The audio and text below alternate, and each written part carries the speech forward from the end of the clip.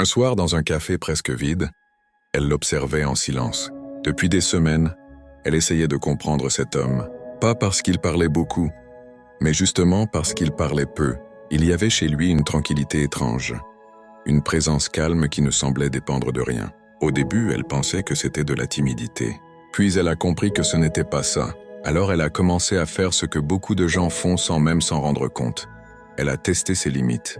Un petit commentaire ironique ici, une remarque piquante là, un silence volontaire pour voir s'il allait courir derrière elle. Avec d'autres hommes, cela fonctionnait presque toujours. Ils se justifiaient, s'expliquaient, perdirent leur calme, ou faisaient tout pour regagner son attention. Mais lui ne bougeait pas par indifférence, pas par orgueil, simplement parce qu'il était déjà solide à l'intérieur. Quand elle lançait une pique, il souriait légèrement comme quelqu'un qui comprend le jeu mais qui n'a aucune raison d'y entrer. Quand elle s'éloignait un peu, il continuait simplement sa route, sans colère, sans drame. Et c'est là que quelque chose a changé, parce que ce qu'elle cherchait vraiment, ce n'était pas de le provoquer. Elle cherchait à savoir s'il avait une colonne vertébrale. Beaucoup d'hommes explosent pour prouver leur force. Ils élèvent la voix, ils se défendent, ils veulent gagner chaque confrontation. Mais les hommes vraiment solides font quelque chose de beaucoup plus rare. Ils restent centrés, ils savent ce qu'ils valent, et ils n'ont pas besoin de le démontrer à chaque instant.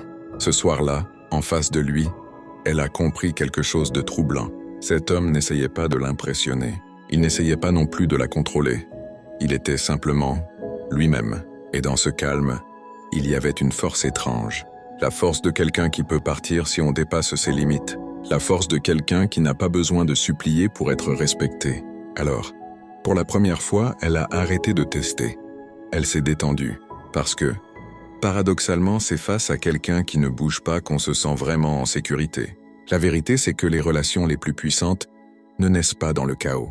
Elles naissent dans la stabilité, dans cette capacité rare à rester calme quand le monde autour de nous devient incertain. Car au fond, la vraie force n'est pas de gagner chaque bataille. La vraie force est de rester fidèle à qui l'on est, même quand quelqu'un essaie de nous faire vaciller. Et les personnes qui possèdent cette force silencieuse laissent une empreinte particulière, une empreinte qu'on n'oublie jamais. Si cette histoire t'a parlé, laisse un j'aime et abonne-toi à la chaîne pour découvrir d'autres récits qui révèlent les vérités cachées du cœur humain. Parce que parfois, les plus grandes leçons ne viennent pas des mots, mais du calme de quelqu'un qui n'a jamais eu besoin de crier pour être entendu.